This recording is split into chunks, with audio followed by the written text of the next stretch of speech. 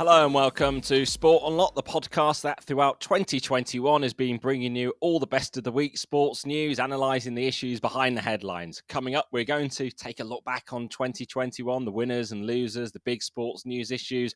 But of course, we're still here in the holidays, bringing you the latest issues of the week. From me, Rob Harris from the Associated Press, and joined as ever by Tariq Panja from the New York Times and Martyn Ziegler from the Times. Hi guys, we've had a year of living not very dangerously on this podcast, or some might say quite dangerously in some of the people we have upset. So here's to 2022 and another full-on year. Another full-on year of upsetting people, Zeeks. Well, yeah, absolutely. How often are we proved right, though? Vindicated in our legitimate assessment. So before we look at some of the week sports news, let's perhaps some of our moments of the year, what have actually entertained us through the year as we've travelled around a bit more again, but still on Zoom sometimes. Yes. If I look back on the year that we've had, all those news stories, but there's been moments that have made us laugh as well, made us smile.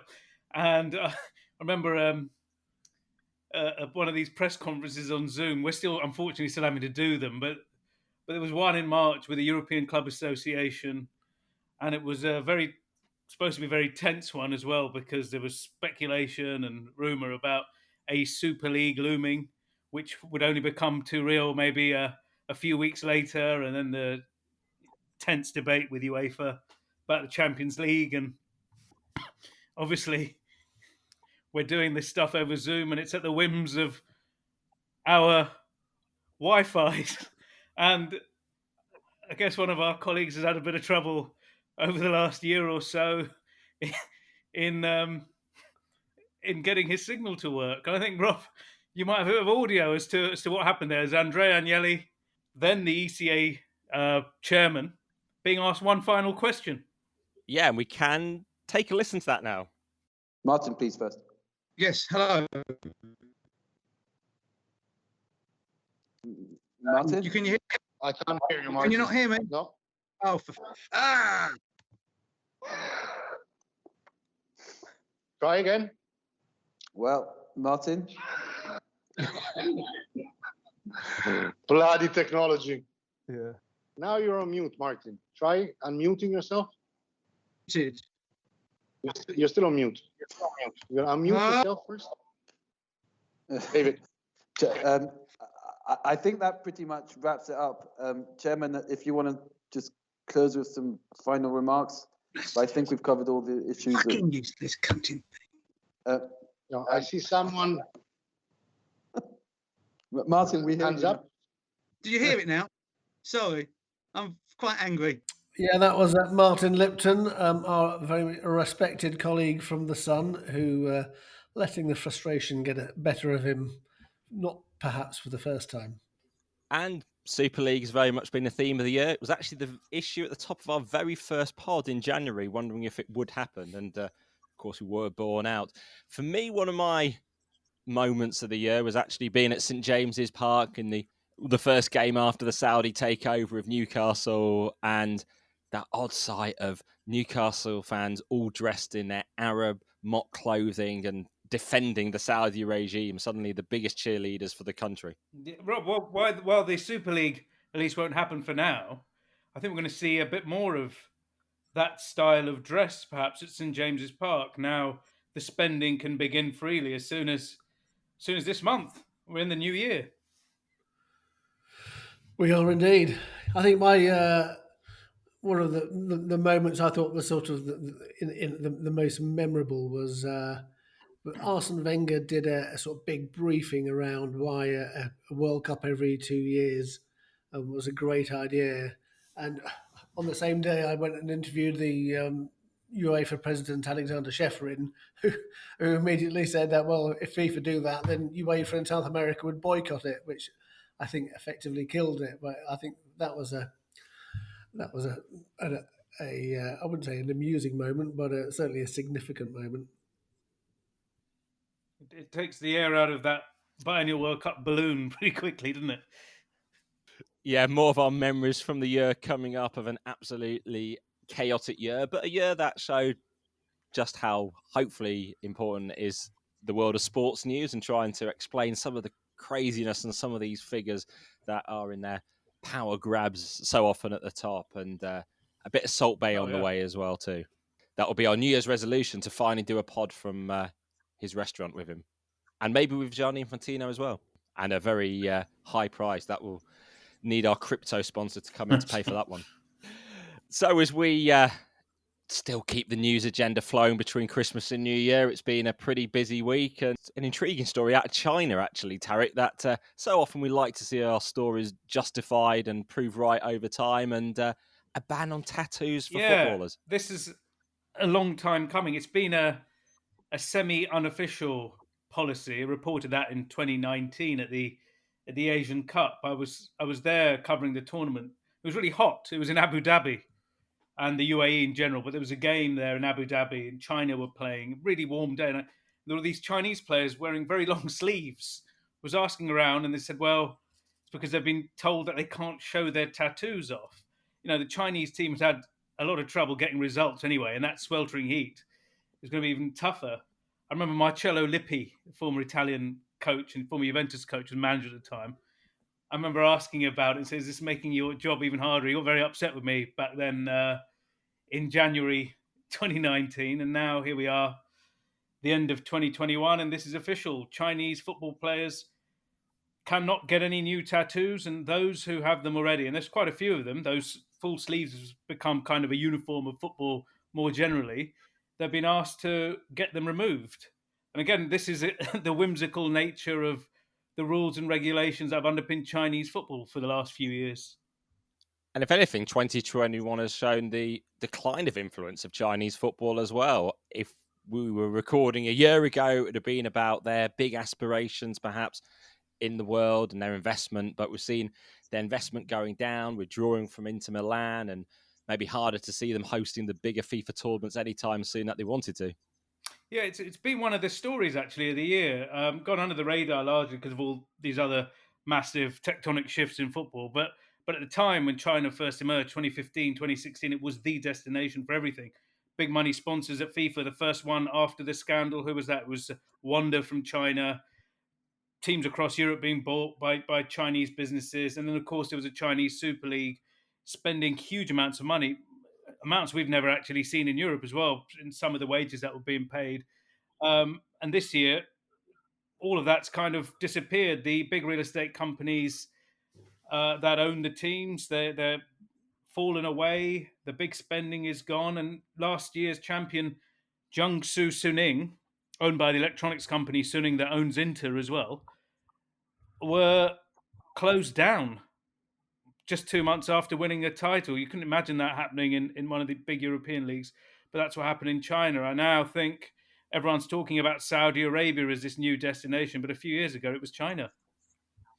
And 2022 is going to be very much about Qatar, isn't it?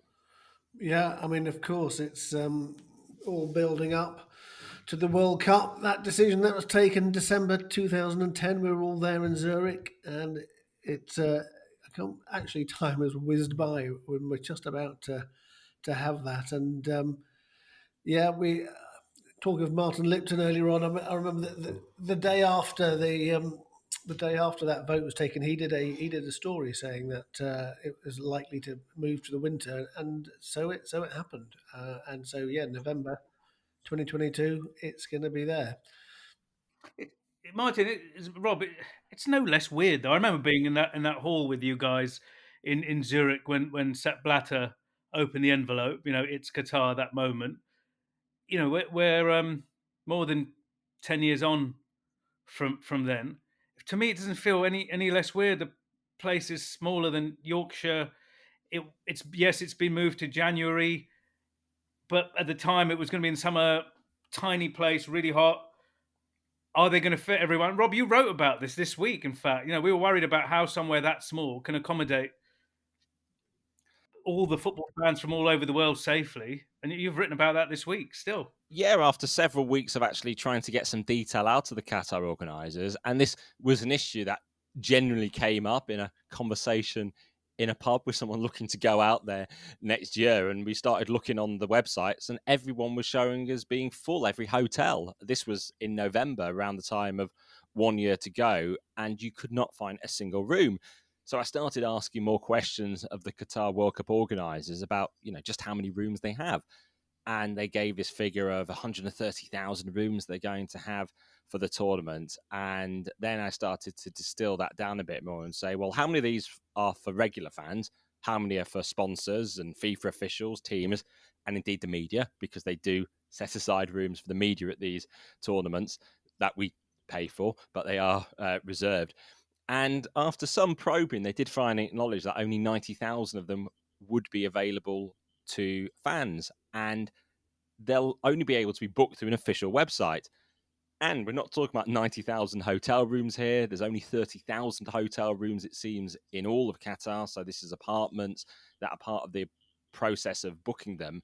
And it's going to be pretty hard because Qatar is still talking about more than 1 million fans they expect to come from abroad, 1.2 million for the World Cup. That starts on November the 21st in 2022.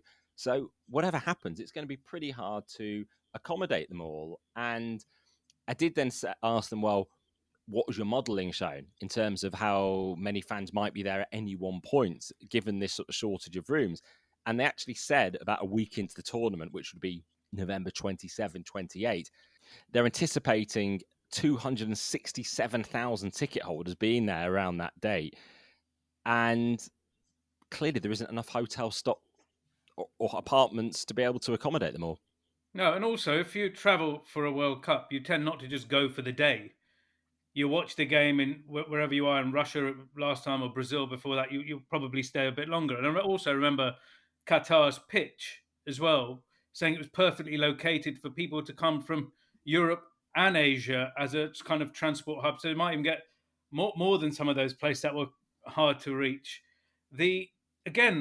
Honestly, there's people who say, well, what do you expect them to do? Build hotel rooms that aren't going to be used after the tournament. And it's like, we're forcing this place to build hotel rooms. The reality is, this is a completely unsuitable place to host the FIFA World Cup. And that's what we'll keep coming back to, unfortunately. If you take the World Cup somewhere like that, you are going to have a bunch of problems that you wouldn't have elsewhere. And you would have known that before voting, at the time of voting, and after that. And that's where we are now.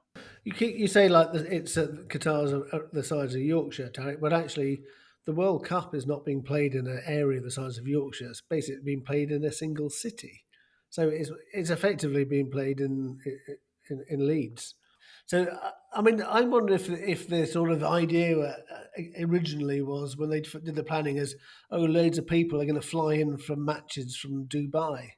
Obviously, sort of political differences have made that slightly less easy, haven't they? Although this has been the year that the boycott of Qatar has subsided from the regional rivals, so there is actually travel back between those nations, but it still would require getting to the airport, going through the airport, flying, getting out on the other side, which is several hours flight from Dubai. Now, one thing in Qatar's favour is you could, in theory, leave a game, fly back to Europe, for instance, and be back at your desk by the morning. If, of course, we're not all still working from home by the time we hit next winter, and let's hope there's no new variants around.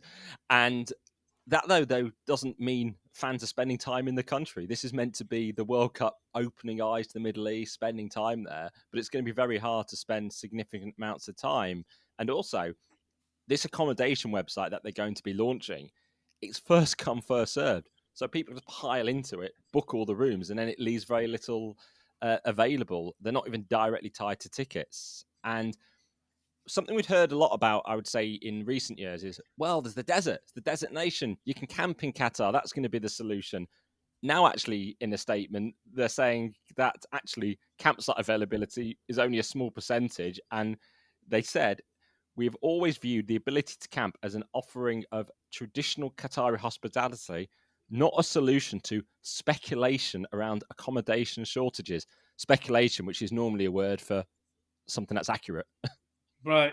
But, a couple of things as well. Yeah, you probably could go for a day and come back. But again, that's very elitist as well. It's going to be so expensive. Imagine trying to justify that. you're gonna fly somewhere, at cost of several $1,000s, watch the game, fly back, and you're back. You said you're back at your desk within 24, 48 hours. Normally, these tournaments are an opportunity to tack on a holiday or to, it's a trip of a lifetime going to the World Cup, and that's why it's so special. Now it's like, a Mission Impossible style, get into the ground and get out, and it just seems really, really difficult. The one thing I noticed as well, Rob, is as we've covered this stuff, there has been some backlash as well, saying the criticism is anti-Arab. Why shouldn't an Arab country host a World Cup? The thing is, I haven't seen anyone ever say anything that is anti-Arab. It is just the still, frankly, quite ridiculous situation of hosting the World Cup somewhere that tiny. You mentioned the Gulf blockade and Qatar's dispute with its neighbours, Saudi Arabia particularly, and the UAE has thawed, and that is critical, really is, because imagine if that situation, without the air travel, and also crucially potentially without that overspill for accommodation, if that doesn't bear thinking about. But what it got me thinking about is what Michel Platini, who famously and controversially switched his vote to Qatar, was talking about shortly afterwards. Was way back in 2010, I remember him saying, well, look, maybe now we've given it to Qatar, some of the games can be hosted in the neighbouring countries. I know the Qataris got really annoyed about that when it was mooted again a year or 2 years ago, the peak of the blockade by Gianni Infantino. But if you think about it, a Gulf World Cup would have made far more sense given the pressure points that we're talking about today. And they did revisit it in 2019, but it was one of those Gianni Infantino plans that was not grounded in the basis of the ability to deliver it, because by that point, there weren't the stadiums available in the other countries necessarily up to standards. And it was one of those examples, something we will hopefully get later in the episode to discuss in depth a bit more about, one of his big ideas that doesn't come to fruition because he's not thought it through properly. The other point you're talking about, is this something targeted particularly at Qatar as a Middle East nation? We've done these stories about Cardiff and Kiev when they've held the Champions League final, highlighting their lack of accommodation. And actually UEFA have said they're changing procedures in terms of cities that host it based on their ability to fit in the fans. But we'll see how that is borne out in the coming years, given the sort of political pressures that can often be borne in terms of where they take the finals.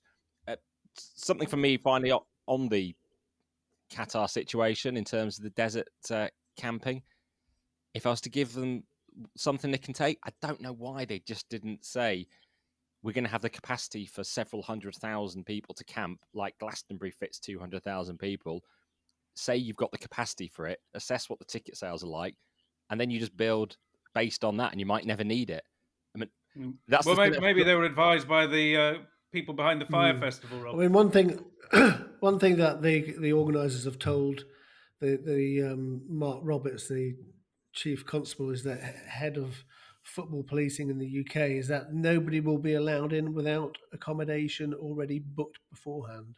So that's you can't just buy a ticket or have a ticket and turn up. Yeah, good work on that story, Rob. Very important to uncover that. And there's been some news this week. We have about some very big losses, financial losses by Chelsea, which we should talk about, I think. Chelsea have announced some huge losses, Martyn. The Chelsea PLC accounts were published in the UK on Companies House. Eye-watering figure there, 155.9 million loss for the year to the end of June 2021, the year they won the Champions League. And that compares to a profit of 35.7 million the year before. And the thing is that I find kind of disingenuous here is the club is blaming this on COVID and the fact that matches were being pushed behind closed doors. But if you look a little closer at the numbers that were published, yes, Chelsea did have some revenue loss that you can attribute to COVID, which is largely having to play games like other teams behind closed doors. So going from 53 million down to 7 million, that's a 46 million loss. But all of that was wiped away by an enormous increase in their broadcast revenues, 91 million pounds more, in fact. And the thing is, what this shows, to me is that during the pandemic, thanks to having an extremely wealthy owner and the oligarch Roman Abramovich, he decided to spend money again at a moment, if you remember, a very, very busy last couple of years in the transfer market at Chelsea, while many other clubs were struggling to buy players. Chelsea have been amongst the biggest spenders in Europe, and that's really pushed up the amount of money they spent on player transfers, but also on salaries. Their salaries have gone up about 50, 60 million in that time as well. So I think what this shows is that some clubs have taken advantage of the pandemic, what that has affected others from spending to replenish their squads. Chelsea being one of them. This is what these numbers show. Man City being others. The teams that are owned by these wealthy owners, be they states or Russian billionaires in the case of Chelsea, they've been looking to strengthen while others are in a position of weakness. Yeah, absolutely. I mean, the Chelsea, whenever they make a big profit, it's basically funded by player sales. And actually, they made a profit on player trading again this year. But you're right. Their turnover actually went up nearly 30 million. Basically, winning the Champions League was a massive sort of in terms of broadcast rights. That was huge. Their wage bill now it's only second only to Manchester City's in the Premier League in terms of the ones that we already know about. So Manchester United have found their results. They're down about 325 million. Chelsea 330. Manchester City sitting at the top 351 million. So, I mean, these figures may change when the various clubs file for last season, because some of them are this year's figures, some of them are the previous year's figures. But it just does show Chelsea absolutely went on a massive splurge where everybody else was cutting back. And it was no surprise, I think it was a big sign, actually, last year's semi-finalists. We had Chelsea, Paris Saint-Germain and Manchester City as three of the final four in the Champions League. I think that is very significant. It's a sign of where we are today with the game. And further entrenching the super clubs as well, and particularly those who've managed to come unscathed from the fallout from the Super League debacle. Yeah, certainly those that can, rely on an influx of cash from outside of the normal football revenue streams. In fact, Chelsea's accounts do say that the club's kind of going concern relevance is bound up with the continued support of its owner, without Roman Abramovich and the parent company Fordstrom. That was one of my oddest moments of the year in November, when on a Sunday afternoon I walked into a room at Chelsea and came face to face with him, not even expecting him to be allowed into the country at the moment, and suddenly there being a close quarters in a small room when he was actually hosting the president of Israel for one of the things that he's actually used Chelsea to as a platform to campaign against racism and anti-Semitism. Obviously, it does indeed help in terms of his image, in terms of trying to create a different perception, while well-meaning, of the club. Well, he has also been able to go to games again as a reason as well. His travel has been made a lot easier because in the last month he's become Portuguese. He's managed to acquire Portuguese citizenship, granted an EU passport, and we should be seeing a lot more of Roman Abramovich at Stamford Bridge, at games again. It's a venue he likes. Until his issues with the UK government in recent years, he was that's one thing you could say for him. He was a regular attendee. He was very into supporting his football team, certainly being present. Compare that to, say, Sheikh Mansour of Manchester City, who I think has still only attended once. It was a game against Liverpool in September 2008, I think. We haven't seen him again, but he's said to be a really big Manchester City fan, host pizza parties in his palace, apparently, to watch those games. Maybe he can acquire a Portuguese passport and come to games as well one day, if that's what it takes. Yeah, Abramovich, when in back in the day, but not that long ago, up until about 3 years ago, he used to spend about £1 million a year on corporate hospitality boxes, and which he stopped doing because that was always put in the Chelsea accounts as a related party transaction. He was actually at the World Cup vote in 2010 as well. He was obviously Russia winning that day, and he was sitting at the front of the room, and it was a chance for us to actually go up to him. He actually did say something in English, which was pretty rare, about being happy, but couldn't extract anything else. Well, Rob, the most remarkable thing there was Vladimir Putin calling him out. It was, for me, in all the years we've been doing this job, it was that press conference with Putin after Russia won, and then when he called Roman out, and he did it in a way that really let you know who's in charge here. When I think the question was, Mr. Putin, who's going to pay for this? How are you able to afford this World Cup? And I think he said something like, you see in Russia, we have many, many rich people. In fact, there's one right there. And he pointed at Roman Abramovich and he said, you're going to build this, that, and the other. And I think all Abramovich could do was have, be seen with that smirk that we've kind of, the Mona Lisa smile he has that we've seen, time and again. We have not seen many words or interviews with him.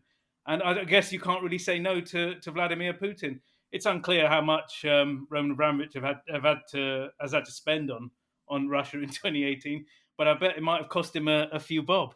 That was probably one of my first real experiences, anonymous Twitter account starting to sort of send abuse and sort of slightly threatening messages after I did ask Vladimir Putin in that press conference after Russia's bid victory about how to deal with racism in the country in the years before the tournament. Yeah, it was a stunning press conference. It was just weird, wasn't it? I mean, some are incredible moments. And, well, another country that the Olympics is returning to in 2022 is China. That's going to be one of the big talking points next year. And we now know in the last week there'll be no hockey stars going there. Yeah, this is the National Hockey League in the United States, which had said that it would release players for the Olympics, but a spate of COVID cases has decimated their calendar, like the football world and other sports have seen. And the kind of space they had to allow players to go to China to play in the Olympics, I think it was going to be a 3-week gap, has now disappeared, and the NHL has now rescinded that ability, that offer to players to go there. In a way, the tournament is going to be a lesser tournament for that, from as a spectacle, but it really does help Team China, because the concerns were that China, which was placed in this group with not only the United States hockey team, but also another powerhouse, Canada, and also Germany, which has some of the best NHL stars as well, was going to get absolutely wiped. It's going to get absolutely crushed should it come up against these teams. So now having the US without NHL players, Canada without NHL players, and Germany shorn of its best players may help China avoid some humiliation at that tournament. And in American sports too, in the NFL this week, a somber week, the death announced of John Madden, the former Oakland Raiders legendary coach, won the Super Bowl, better known to so many perhaps as a analyst on television, and to many, many more, including myself, as the name on the front of the box of the NFL video game. Yeah, I think John Madden, perhaps more than, I can't think of any other person who's helped to grow a sport outside of their home market, outside the home fans. So I, like you, Rob, knew nothing about American football, didn't know any of the star names, but did know the name John Madden because of that game's enormous popularity when during the 90s and early 2000s. I'm sure it's still popular now.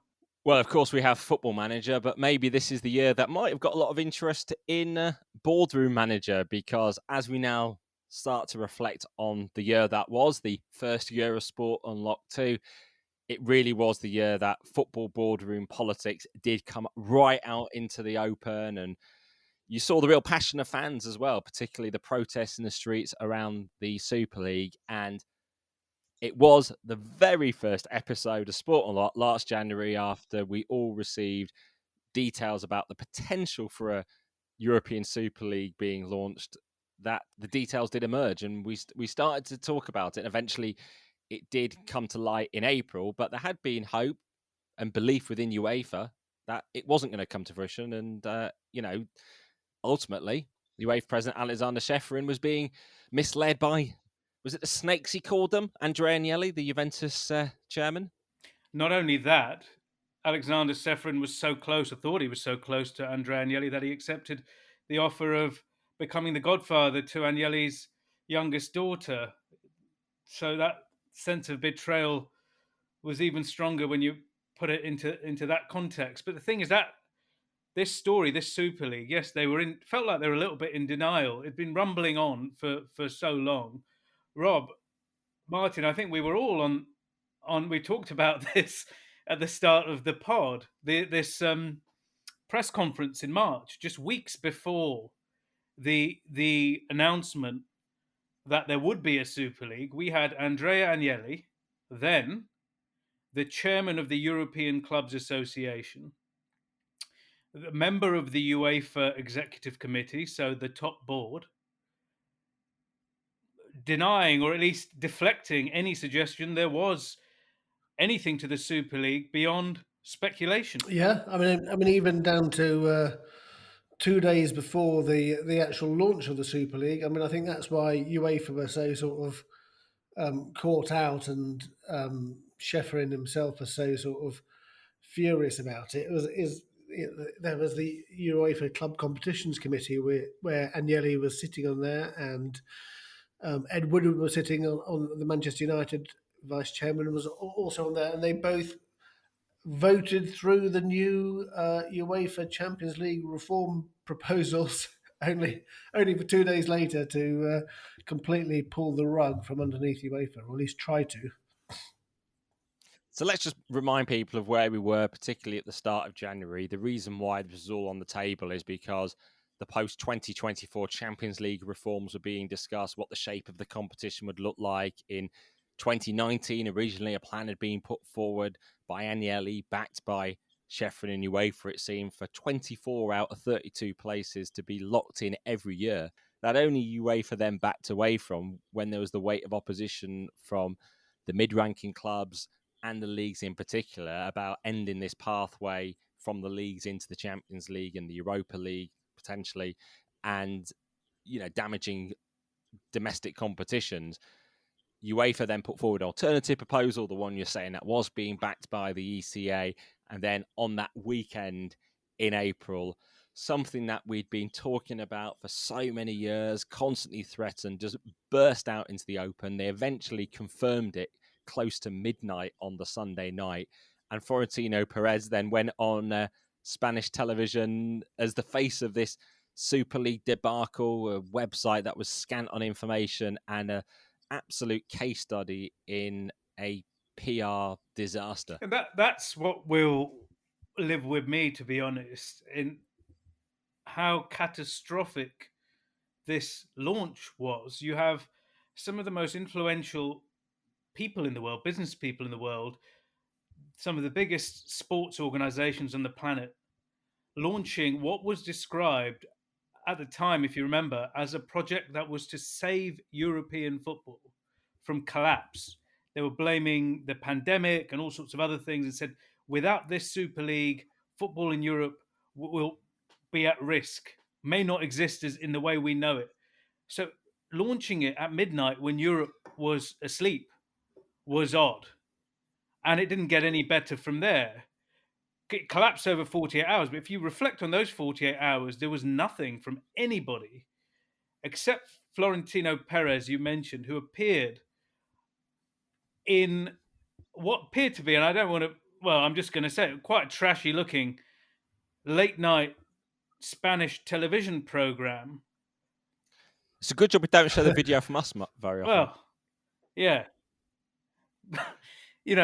And he's still the only one who tried to give this thing any life, speaking in Spanish, which again, for a global product, which this thing was going to be, the lingua franca is English around the world for products like this. There's not a single person, not a single spokesperson talked this up before it collapsed. It was pathetic. the only takeaway from that Florentino Perez TV interview that of note was that he wanted football matches to be cut from 90 minutes to 60 minutes, another sort of public relations catastrophe. But just looking back now on the Super League and the collapse and everything that's happened since, where do you think that leaves European football and European club football? I mean, we were generally sort of wondering on the Monday night when we recorded one of our most listened to pods, would this actually really happen? Because we were plunged into this moment where it was still alive. There were the protests growing. And the issue that seems to be significant going forward as we look where European football might go is who can be trusted? Who can the UEFA president trust? Can the ECA be trusted? The leadership, even by clubs lower down the pyramid too? Because this is what the whole Super League situation showed. The fact there's so much double dealing going on. Even Boris Johnson and his opposition to the Super League. Well, we discovered that days before it was actually launched, his chief of staff had been meeting with Ed Woodward in Downing Street, and we've still not had the exact details of that. Then let's factor in Gianni Infantino, who for months and months did not deny that he was some way complicit in the Super League. Clubs believe that they had his support. He was potentially going round actually backing this, and however much he tries to make statements saying that a Super League is something he's completely against, well, at the same time, he's backing an African Super League for clubs as well. So what will not change going forward is the highly political nature of all this, and quite frankly, the duplicity that goes along too. And the 2024 Champions League changes are still not completely set in stone, so could be changing. Something that has not changed is the awakening of fan power. And actually, those scenes from the days after the Super League launch when Chelsea fans took to the streets before their home game. Petr Cech was challenged on the way in. He's now a Chelsea official. And that was the night that it started to really unravel, because Chelsea were the first club that we discovered around 7 o'clock in the evening were going to signal their intent to leave. Then we discovered the other English clubs, and by the end of it, all 6 had backed out. Some claiming basically that almost they felt they had to go with it because the others were. And of course, Paris Saint-Germain never went along with it. So Nasser Al-Khalifa, their president, emerged as the new chair of the European Club Association. Bayern Munich and other German clubs didn't join up. Atletico Madrid backed out. So did Inter Milan and AC Milan. But we enter 2022 still standing in this Super League proposal. Barcelona, Real Madrid and Juventus, and fighting through the courts, not only to effectively prevent UEFA launching any renewed disciplinary action, but also to actually perhaps get a verdict that upholds their right to be able to go out alone and launch a breakaway. Where are we now? I think where we're now is not at a much healthier place. If you look at some of the rationale, apart from the completely self-serving nature of some of the owners involved in this, a lot of this was down, I think, to the lack of enforcement of regulations of financial rules in European football. And we talked about Chelsea's accounts earlier in the programme. Owned by a billionaire, able to blow everyone else out of the water. We talked about the 3 of the 4 semi-finalists in the Champions League last season: Manchester City, Paris Saint-Germain, and Chelsea. This is one of the other reasons. The fact that I think some of the clubs, again self-serving, felt that UEFA was unwilling or unable to enforce its own regulations, and football was being pulled away into the stratosphere by a few teams that are owned by oligarchs and nation states. That's one. The other point here is this legal case, and I think some of it has merit, if I'm honest with you, because it calls into question the setup, this football settlement of FIFA at the top, with these confederations having all this power to decide whatever they want to do, i.e., they're a monopoly. And look, there's sometimes monopolies are the least worst option. And you could argue if FIFA and UEFA, if UEFA and FIFA acted in the way they should, then perhaps that's not the worst thing. But the issue is this, that FIFA, UEFA, they are competitors to teams and leagues as event organizers. And we've talked about this in this podcast over the year. that they're competing with them for TV rights and sponsorships, but they're also able to rule them, punish them for rule breaches. And that is a lot of power that these organizations have got. And I think this lawsuit, if it gets to the European Court of Justice and it is opined upon, I think there might be a rude awakening at the end, because I think there are some legitimate gripes here based on what's happened historically. It's an interesting one, because I think if you have a competition and then you set your rules, and then you have some people want to come, people who are part of that competition want to still be part of your group, but then do something outside that as well, then you can you should say, well, if you want to go and if you want to break away, you can break away, fine, but you can't do it within our current structures. I mean, this issue that the governing bodies have too much power, FIFA and UEFA, is something I think that will be discussed a lot more. The fact is they are so dominant over the sale of the rights to the competitions, running the competitions as well. And the fact is, this issue over monopoly, it'll be interesting to see how it does actually get borne out in the courts, because the fact is, for instance, at FIFA, all the confederation presidents and members of those confederations sit on the FIFA council. Yet they sit on the council with their own vested interest from their own continents. They're not sitting as independent, globally thinking figures of the global game. So actually, effectively, you've got Gianni Infantino at the head of FIFA, who is one of those few who's actually sitting there as a purely elected global figure. The others carry regional interests, and as we see in Europe, they've got their interest to protect and uphold the dominance of their competitions, in particular, even, things like the Champions League, when it's threatened by a bigger Club World Cup, if that ever does happen.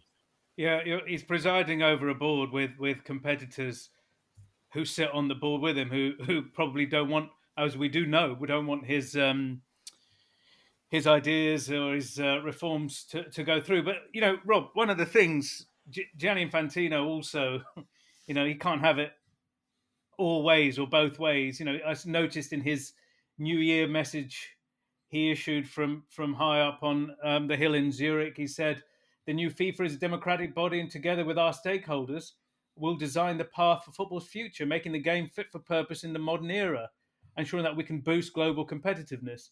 But he doesn't talk about making FIFA fit for the modern era. Decision making is still in the hands of 211 FA presidents. As we noticed and we discussed last week, they're not always paying attention. We had a major summit last week, and at least 2 members had fallen asleep. And if we're talking about the future of football and it needs to be a broad church, not only do you talk to these people, surely they need to have some decision-making input as well.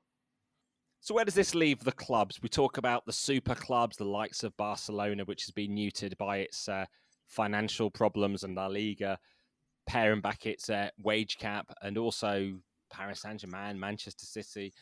Are the super clubs still as powerful, or has this been the year where we've redefined what is a super club and who are the clubs that actually with the dominance and control of European football?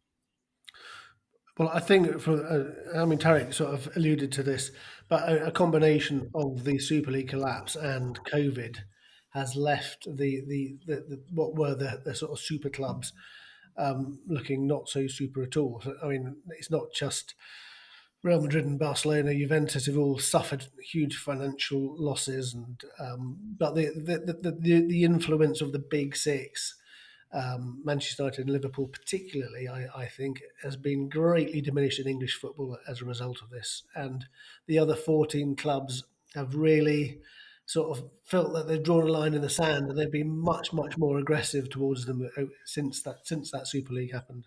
As a prime example of this is the refusal to have 5 substitutes, because that is very much a decision taken by the smaller clubs. They do not want the big clubs to have any particular advantage by having larger squads, for example. And is the Super League dead for now? Are we going to get any sort of attempt at that in 2022, a different style reinvention of the format, or is it also dependent on what the courts say? I think they've not given up, and they already have suggested they got things wrong. These are the certainly coming from Spain, where Madrid and Barca and with Juventus on board are still keen. They've redrawn their plans. They want a bigger group, maybe 60 teams. They just want to initially question whether it's correct, and it has to be UEFA that runs it. And I think, let's see what comes from it. But I think they made such a hash of what happened before, all the goodwill, and the way JP Morgan, for example, was burnt and the backlash it got. I think people are going to think twice about doing something that will cause that much fury on, say, in the streets of the UK. We had fans protesting outside. But we'll see. Rob, one of the things I'd like to see if we're going to be able to turn the page on racism in football. That's been another big topic that I think we saw sadly quite a lot of in 2021. And in cricket, a reckoning in England too. We had Azeem Rafiq's powerful testimony of racial harassment and bullying starting to bring about changes at his old club Yorkshire that he'd been pushing for so long and not seen happening. And while there has been a clear out of the leadership and the coaching at Yorkshire, there are still deeper concerns as we end the year about the handling of the case and the failure to hold anyone to account initially. And this would have resonated so widely across the country and minority communities and youngsters looking to go into sport. What confidence can aspiring young British Asian cricketers have in their sport? Rafiq's troubling account about the abuse he faced really reflects why we're seeing so few recreational players from British Asian communities going pro, and those racism concerns do linger as we end 2021. And for any more background for new listeners or those not following cricket, there was a pod in early November where we covered this scandal in depth. And back to football as 2021 ends, UEFA only recently optimistically declared it could eradicate racism from the game by 2030. And while in 2021 over the Super League, you might have seen the UEFA president Alexander Shevrin see him as one of the big winners and someone who was on the fan side and a big sort of figure standing up for their rights. Perhaps on discrimination in the game, there are a lot more questions over the leadership of UEFA in terms of actually what they're doing, how determined they are to punish the likes of Hungary, whose fans have been repeatedly racist. We've had that whole debacle during Euro 2020 over the inability of Munich to have the rainbow flag on the outside of the stadium. And also this year, the fact is the social media companies have faced an absolute torrent of legitimate criticism from footballers, from officials, particularly in the English game, about their inability to stamp out racism. And it was, again, one of our very early pods. We did raise the prospect of a social media boycott by football, which did happen in April. It did. Just returning to UEFA, I think they a bit of a very much a retrograde step in that they've dropped their long-time association with FAIR, the European Anti-Discrimination Network in football, which has monitored matches for incidents of discrimination of all different types: racism, homophobia, sexism. And has been a very, very sort of valuable organisation in highlighting what was going on. But I think it was uncomfortable for UEFA, and especially because they were getting a lot of kickback from particularly Eastern European countries who thought that they were being unfairly targeted. It just so happens that's where most of the incidents have been happening. So the fact that UEFA decided not to continue with their association with FAIR, I think, is a real negative move by their part. Yeah, I mean, but does it speak to the politics involved as well? This is where, the UEFA president, whoever the UEFA president is, going to get votes from that part of the world. Since the collapse of the Soviet Union and Yugoslavia, there are a lot of countries in members of UEFA who will vote, and again, there's so much politics involved. This is why I think we've got to fundamentally talk about the structure of these organisations, about breaking them up, perhaps. But Rob, in terms of the social media companies, we spoke to officials from the Players Football Association in the UK, for example, in England, for example, and the Football Association as well, and they've been talking about the social media companies not doing enough. And some of these organisations are some of the richest companies on the planet. they're able to block content related to terrorism and other sort of nefarious activities. Yet racist comment is still proliferating on social media platforms. Do you think they're finally listening, and you think in the year ahead we're going to see them actually take decisive action in terms of getting rid of it? I mean, the game changer in 2022 could be the progress of the bill in the UK Parliament, which is designed to actually tackle online hatred, and that's going to be something quite significant. Yeah, the online harms bill, which is going through Parliament, is, I mean, the government have talked about it, perhaps fining firms 10% of their global turnover. So that would be billions and millions of pounds for the likes of Facebook. So it's definitely something that's should make them sit up and take notice and do much, much more than they have been doing. Because we've just seen the proliferation of it. I mean, we saw it at Euro 2020. Not only was the sort of shambles around the organisation of the Euro 2020 final, with thousands of people getting into Wembley without tickets and causing violent scenes there, but there was a sort of outbreak of racism towards the 3 black English players who missed the penalties, and if that didn't highlight what the problem was, then nothing else will have done. And we were there, Tariq and myself, at Wembley to see that absolute mayhem, disorder, rampage by England fans, and something I think we're going to see a lot more as an issue going into 2022. We've seen in France in particular at the second half of the year of 2021, pitch invasions, disorder around games and stadiums, games being called off, teams being thrown out of the French Cup even. In fact, this very week, we've had FC Paris and Lyon being thrown out of the French Cup for disorder. So it's probably one area in 2021 where we've not touched on yet, the big transfer of the year, which was obviously Lionel Messi joining Paris Saint-Germain from Barcelona, that French football might have benefited from the world switching off at times, despite the superstars in the league, because it's been an absolutely chaotically run league. They can't keep control of the games. The television rights has been a mess as well in terms of the sale of those. And actually, it's been a year to forget for French football at the same time as bringing in one of the superstars in terms of Lionel Messi. Yeah, even with the Messi thing, the most exciting moment was him leaving Barcelona for PSG. And look, it's early days, but if you were to look back on Lionel Messi's move to PSG, it's pretty bit meh, really, isn't it? Not much has happened. I'm not sure how many games he's played in, how decisive he's been. He doesn't remind me at all of the Lionel Messi who led Barcelona to so many glorious moments. He doesn't seem particularly happy there. French football is, in a total chaotic mess. I wonder if he'd be up for doing it again, having had the season he's had.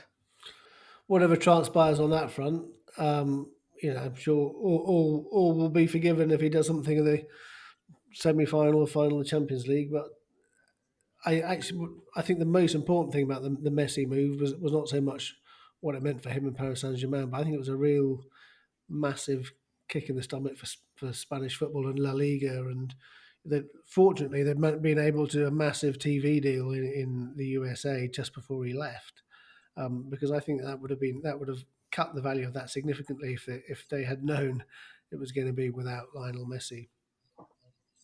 And one of the big moments of the year was Paris Saint-Germain's ability to reject big offers from Real Madrid to sign Kylian Mbappe, if they actually really could ever pay the $150+ million they were talking about. That was in the summer transfer window. In this very final week of 2021, we have been hearing from Kylian Mbappe because he's become the latest current player, as opposed to those former players so supportive, of FIFA's push to get biennial World Cups. This is what Kylian Mbappe had to say while in Dubai at an award ceremony. The World Cup is a special thing because it's something every 4 years. You know, if you want to keep that special, and you saw like I talk about it, people talk about it, about the best thing, the best competition in the world. If you have it every 2 years, it can start to be normal to play World Cup. And I want to say that's not normal. That's something amazing, something maybe you play one time in your life. We play like already 60 games in the year. You have the Hero, you have the World Cup, we have now the National League, you have so many competition, and we are happy to play, but when it's too much, it's too much. We have to recover, we have to stay relaxed. If people want to have quality in the game, if they just want to see some games to see on the TV, of course we're going to play. But if they want to see quality game, to see emotion, to see this type of thing, that's make the beauty of the football too. I think we have to respect the healthy of the players. So much for Gianni Infantino saying young people around the world will be up for supporting a biennial World Cup. I think Kylian is what, 23? I mean, what's been so surprising throughout this year is just Gianni Infantino just seems to revel in being divisive. I mean, he's lost so much of the goodwill from 2016 when he was elected, finally ending the Sepp Blatter era, that he keeps on coming forward with proposals that prove so problematic and so opposed by UEFA, now indeed Common Ball as well, no support from CONCACAF. And as we enter 2022, he's still desperately trying to keep this bid to double the frequency of World Cups alive, despite the fact he's facing such hostility, Gianni Infantino, including from one of the greats of the game now, Kylian Mbappe. What if you're Gianni Infantino and your aim basically is to increase the amount of money coming into FIFA because you want to give more money to develop the game internationally, especially to the smaller associations, the smaller countries. If you want to take football to new areas, because that is effectively what you think your role is, what do you do to get that money in? That's Hang on, Martyn. What money are you talking about? Could someone explain to me, and it hasn't been yet, why does FIFA need more money to grow the game? Have we seen any proof of the billions that FIFA has been spending on football actually making a difference to improving football in the countries where he wants to grow it? And and I'll add to that, FIFA has billions that it spends on development. Why is every country getting the same amount of money? So if we're talking about these big plans, why aren't we talking about reform of the development system? Take the money where it needs to go. They've got enough. You don't need to tinker with anything. There's billions, more than any other sport can spend on development. They have the money. Why not spend it better? Yeah, I think that's a really good point. So what's going to happen with this in 2022? When will biennial World Cups finally be killed off? When are we going to get a compromise? Or is Gianni Infantino going to take this battle right to the very top of the hill and provoke a seismic moment with particularly UEFA? I can't see him risking taking that to a vote. I really can't. It's one thing putting these absolutely radical ideas out there and kind of putting threats towards people, and the fact that that you might have the votes in the bank. It's quite another thing to completely rip football apart, which is what would happen. So I can't see that happening. I think he's trying to play hardball. That's why he's keeping this alive. Maybe it's the only thing he can do. But I agree with you, Tariq. The focus shouldn't be on getting more money. It should be on spending it much more wisely. A year of failure for Gianni Infantino. Super League, which he was backing in a way behind the scenes. Biennial World Cups, which he'd hoped to get approved in December. Has this been his worst year as FIFA president so far? Fair to say it's been a difficult year. Look, the one thing you can't accuse him of is being lazy and sitting on his hands, though. He's given it a go. The thing is, words and deeds are often different. This is the problem. We talk about this sort of stakeholder engagement, but if your main stakeholders aren't into what you're selling, perhaps you want to come up with another option. Maybe Martyn's talked about this before. We've talked about it before. Maybe the solution we're going to see by the end of next year is this compromise of a global nations league and something else that isn't a biennial World Cup. Maybe even a tournament for those teams that don't make it to World Cup finals. As we've seen, it's always the same bunch of countries that get to most World Cups. Maybe another tournament for teams that don't get there. But all that's for us to discuss next year, which I'm sure, Rob, we're sadly also going to be talking about human rights issues. Yeah, and it's been the year of human rights issues coming to the fore, particularly with Saudi Arabia and Newcastle United as they've invested in there. More questions over Qatar as well. A really transformational moment in the game more widely in terms of Saudi finally getting hold of Newcastle. Yeah, I mean that still remains a sort of strange one. It is all at very, very high political levels. The boycott on Qatar being sport was lifted by the Saudis, and as a result of that, the being sport dropped its opposition to the Saudi takeover on piracy grounds. And lo and behold, the Premier League approved it on the understanding that, with written legal assurances, that the Saudi state would not interfere in the running of the club, despite the fact it's 80% owned by the sovereign wealth funder of the country. Yeah, I think when you look back on that story, Martyn, the idea that the Qatari government essentially gave the green light for the Saudi takeover of an English Premier League club bears some thinking. It is a strange set of affairs where that happens. And we're still in the dark a little bit as to what this Saudi takeover means. We had the moratorium on sponsorships. We haven't seen the influx of cash. We've got the January transfer window upon us, with Newcastle at risk, serious risk of relegation to the Championship.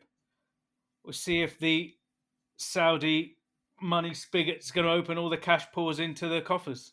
This also the year we had Formula One going to Saudi Arabia and Qatar for the first time too, producing a pretty thrilling finish that actually captivated a lot more interest around the world suddenly in a sport that had seemed quite routine at times, but with it, the destinations they've gone to with the human rights questions flagged up by the deposed world champion Lewis Hamilton coming to the fore.